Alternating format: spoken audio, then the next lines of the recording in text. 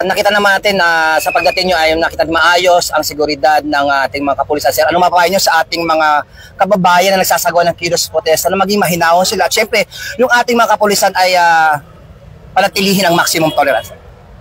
Sa ating mga kababayan na kasali sa mga nagrarally, sana ay maging mahinahon lang at sumunod po sa usapan between the organizer at sa PNP. Huwag pong lumabagpas sa batas, although we recognize your freedom to assemble and express your feelings. Ang mga karapatan na to ay may kaakibat na responsibilidad na dapat sundin. At pag ito po ay nalabag, ay ang inyong kapulisan na andito ay aaksyonan po itong paglabag sa batas. At of course, sa ating kapulisan, we will always observe maximum tolerance. At hindi namin, although we will observe maximum tolerance, hindi namin hahayaan na in our presence may malalabag po ng batas.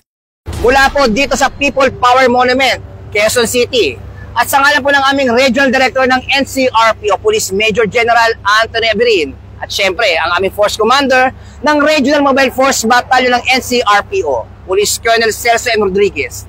Kami po ang inyong Police News Network Correspondent. Ako po, si Police Chief Master Sergeant Mauricio Bonilla Ruiz. At ako naman si Patrolwoman Evelyn Tilumabi. Alagad ng batas, tagataguyod ng balitang pulis.